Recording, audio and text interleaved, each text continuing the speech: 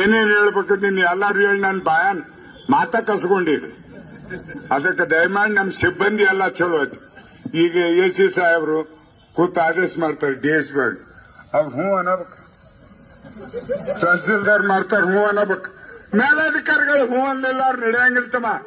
ಈಗ ಅವ್ರು ಹೇಳಿದ್ರ ನಾ ಎಂದು ಮೀಟಿಂಗ್ ಕದು ಬರಾವಲ್ಲ. ಮುಂಜಾನೆ ಫೋನ್ ಮಾಡಿದ್ರು ಗುಂಡಿಗೆ ಸಹಿಸಲಪ್ಪ ಬಾ ಅನ್ನೋದು. ಅಂಜಿ ಓಡಿ ಬಂದ ನಾಳೆ ಎದರಾಗ ನನ್ ಶಿಕ್ಷಾರ ಹೇಳ್ತು. ನಮಗ ಸಂಸಾರ ಸಾಕಾಗ್ಯಾವ. ಈಗಿನ ಹುಡುಗರಿಗೆ ನಾವ್ ಹೇಳ್ತೀವಿ ತೆರೆದೈತಿ ಹೇಳ್ತೀವಿ, ಆದಷ್ಟು ಬಂದೋಬಸ್ತ್ ಮಾಡ್ಕೋತೀವಿ. ಇದ್ರಂತ ಏನೈತಿ ಪ್ಲಾಸ್ಟಿಕ್ ಗಣಪತಿ ಇದೇನು ಹೇಳಿದ್ರು ಬಹಳ ಸಂತೋಷ ಐತಿ. ಇದೊಂದ್ಸಲ ನಮಗೆ ಎಲ್ಲರಿಗೂ ಪರ್ಮಿಷನ್ ಕೊಡ್ರಿ. ತಂದವ್ರು ಬಡವರು ತಂದು ಸಾರ್ತಾರೆ, ಅವು ಉಪಯೋಗ ಮಾಡ್ಕೋತಾವ. ಮುಂದಿನ ಸಲ 3 ತಿಂಗಳು ಇರ್ತಾವ ನಮ್ಗೆ ವಾರ್ನಿಂಗ್ ಮಾಡಿ. ಈಗ ಮಾಡ್ಯದ್ರಿ, ಈಗ 12 ತಿಂಗಳು ಮಾಡಿದ್ರಿ. ಇನ್ ಹೇಳ್ತು ಮಣ್ಣಿನ ಗಣಪತಿ ತರ್ಬೇಕಂತ.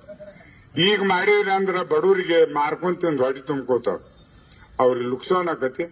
ಮತ್ತ ನಮ್ಮಲ್ಲಿ ಮಣ್ಣಿನ ಗಣಪತಿ ಮಾಡಿದ್ರ ರುಂಡ್ ಮುರಿತು.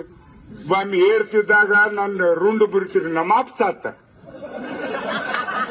ಹೌದ್ರಿ, ಈಗ 5ನೇ ಇದ್ದಾಗ ಕೈ ಹಾರ್ತ ನನ್ನ ಕಾರ್ ಗಾಡಿ ಕೂಡ್ಸಾಗ ಎಕ್ಸ್ಟೆಂಟ್ ಆತ. ಗಣಪತಿ ಎಲ್ಲಿದ ರುಂಡ ತಂದ ಹೆಚ್ಚು ಅವ್ನ ಗಣಪತಿ ಮಾಡ್ಯಾರ ಕೆಟ್ಟ ಅಲ್ಲ, ಆದ್ರೆ ಅವನ್ ಸಂಶಯ ಕಾಡಕತೈತಿ ನಮಗ. ಈ ಪ್ಲಾಸ್ಟಿಕ್ ಮಾಡ್ಯಾರಲ್ಲ ಹೆಗಲ್ ಮೇಲೆ ಇಟ್ಕೊಂಡ್ ಕುಣಿದ್ರು ಅವ್ನು ಮುರಿಯಂಗಿಲ್ಲ. ಈ ಮಣ್ಣಿದ ಕೈ ಅದು ಮುರಿತಾರ, ತೊಂದ್ರೆ ಹೆಚ್ಚಾಕತ್ರಿ. ಅದಕ್ಕೆ ನಾ